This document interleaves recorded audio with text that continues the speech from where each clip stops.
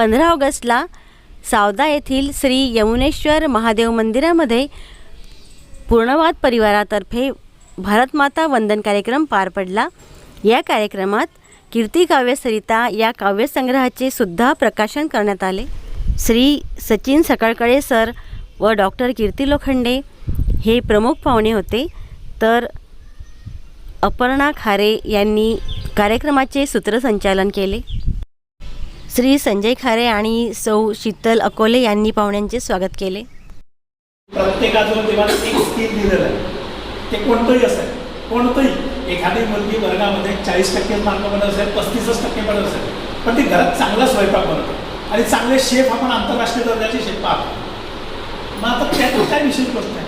एखादा आता मी नेहमी वर्गात सांगतो की मी शिक्षक म्हणून मी काही मला फार मोठं वेगळं वरदान मिळालं आहे अशा प्रकार नाहीच। मी फक्त माझ्या इंग्लिश या विषयामध्ये मी तज्ञ। मला जर गणिताचा एखादा प्रश्न विचारला तर मी 0।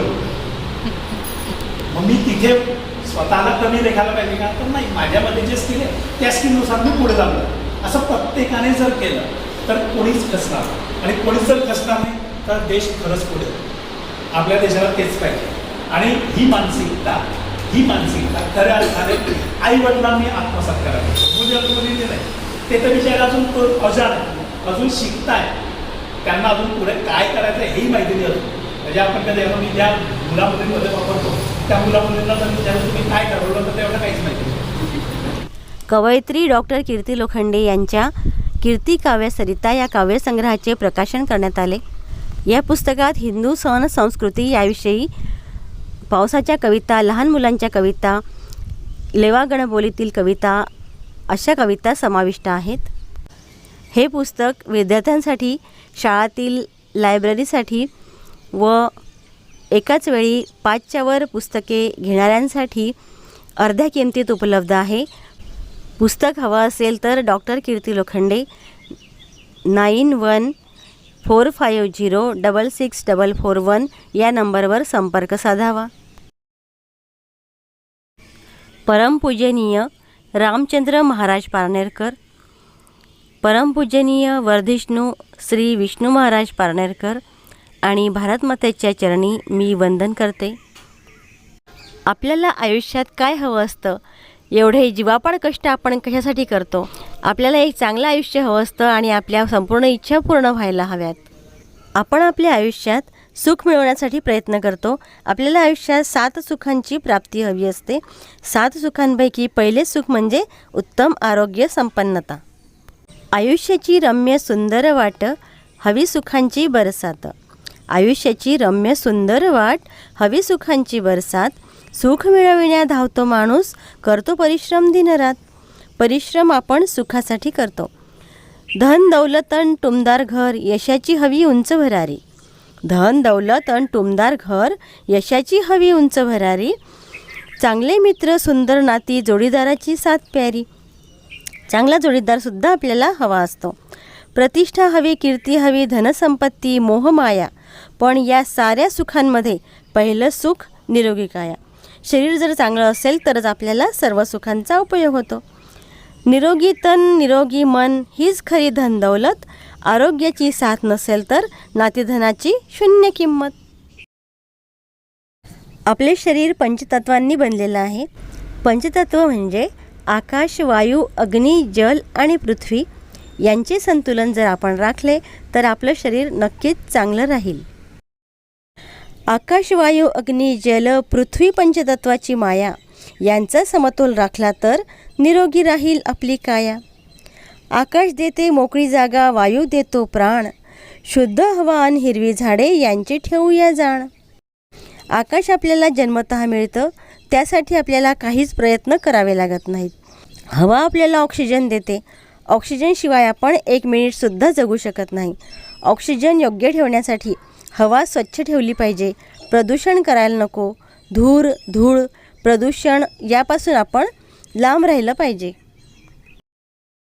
झाडे लावू, झाडे जगवू, पाने कधी न जाळू। धूळ अण प्रदूषण टाळून शुद्ध हवा आपण राखू। झाडांची पाने जाळू नका, मातीमध्ये ती मिसळूया। धरती मातेच्या कुशीत जाऊन निसर्गाचे ऋण फेडूया।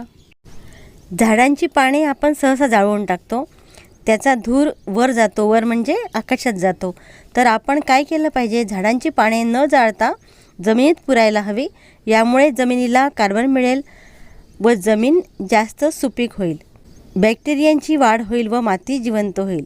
आपण नेमकं उलटं करत असतो. वायुतत्वाच्या संतुलनासाठी आपण प्राणायाम केला पाहिजे. प्राणायाम रोज करूया, श्वासामध्ये भरूया प्राण, शुद्ध हवा सुंदर निसर्ग, आरोग्याची हीच खाण. तिसरे तत्व अग्नितत्व. अग्नितत्वाचं संतुलन आपण कसं राखलं पाहिजे. हिंदू धर्मामध्ये परंपरा आहे की देवाजवळ दिवा लावतो, ते अग्नितत्वाचं प्रतीक आहे. सूर्य उगवला की आपल्या शरीरातील सिस्टीम जागी होते. आपल्या शरीरात एक सर्केडियन क्लॉक असतं, म्हणजे जैविक घड्याळ, ते सूर्यावर चालतं. दिवसा काम अन रात्री झोप, आरोग्याचा दीप पेटवू, शरीराचे जैविक घड्याळ धकधक लबडब अखंड ठेवू. हृदय हे धकधक करतं. आपण जर स्टेथोस्कोपने ऐकलं तर लबडब लबडब असा आवाज येतो. हे अखंड ठेवण्यासाठी आपल्याला सूर्याची गरज असते. सूर्य जसा जसा वर येतो तसे आपले शरीर कार्यान्वित होते आणि सूर्यास्तानंतर आपल्या शरीराची गती मंदावते. समजा आपण खूप उशिरा जेवलो किंवा खूप रात्री जेवलो तर त्याचं पचन तेवढं होत नाही आणि त्याचं रूपांतर व्याधींमध्ये होते. निरनिराळ्या गाठी शरीरात तयार होतात की वेगवेगळ्या ठिकाणी डिपॉझिशन व चरबीसुद्धा यातूनच जास्त निर्माण होते. म्हणून सूर्यास्ताआधी जेवावे. पाणी म्हणजे जीवन रे. शरीरातील पंचतत्वांपैकी चौथं तत्व म्हणजे जल. दिवसभर आपण प्रमाणात पाणी पिलं पाहिजे. पाणी म्हणजे जीवन रे. नद्या स्वच्छ ठेवूया. नद्या जर स्वच्छ असतील तर शरीर स्वच्छ राहील आणि आरोग्य ठीक राहील. दिवसभर 3 लिटर प्रमाणात पाणी पिऊया. पंचतत्वांपैकी पृथ्वी हे 5वं तत्व आहे. तर मातीमधून आपल्याला अन्न मिळतं. पृथ्वी देते अन्न आपल्याला, धान्य फळे अन्न भाज्या, रिजनल सीझनल ओरिजिनल, सकस पौष्टिक खाऊया.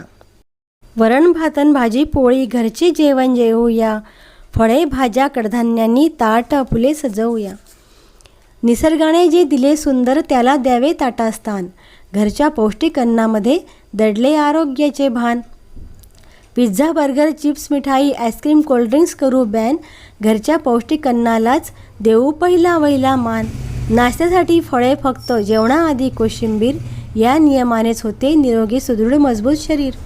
मैदानी खेळ खेळूया, धावू नाचू बागडूया. मोबाईल वेळ कमी करून निसर्गाशी मैत्री करू. मातीवरती अनवाणी चालू, धरतीचा घेऊ स्पर्श. निसर्गाच्या सान्निध्यामध्ये मनाला मिळेल हर्ष. शरीराला जशी अन्नाची गरज तशी मनालाही प्रेमाची. हसू खेळू मित्र बनवू, सवय ठेवू चांगुलपणाची. मन निरोगी ठेवायचे तर चांगले विचार करूया. राग लोभ आणि मत्सर सोडून प्रेमाने सारे वागूया. खोटे बोलू नये कधीही, चोरी कधी न करावी. सत्य प्रेम आणि चांगुलपणाची वाट नेहमी धरावी. धन मिळेल, मान मिळेल, यश मिळेल छान. मित्र मिळतील, नाते मिळतील, होईल जगात सन्मान. निरोगी मन निरोगी तन हेच खरे जीवनधन. आरोग्य जपू, आनंदी राहू, सुंदर करू आपले जीवन. आरोग्याची साथ नसेल तर सारेच जाईल वाया. सुखाच्या साऱ्या वाटांमध्ये पहिलं सुख निरोगी काया. धन्यवाद.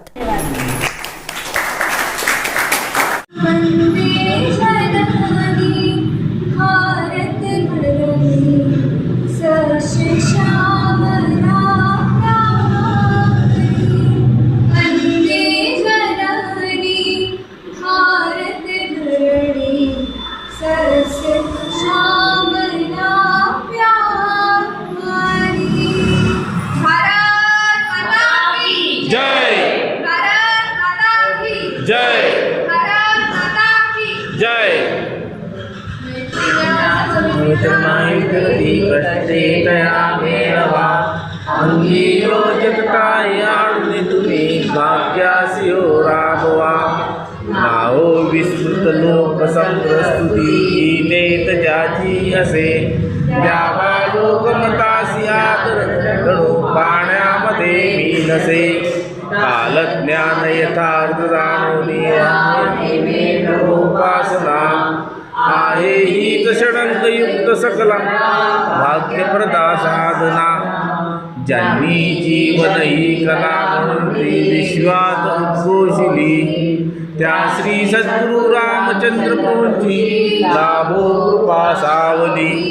श्री सद्गुरुनाथ रामचंद्र महाराज की जय.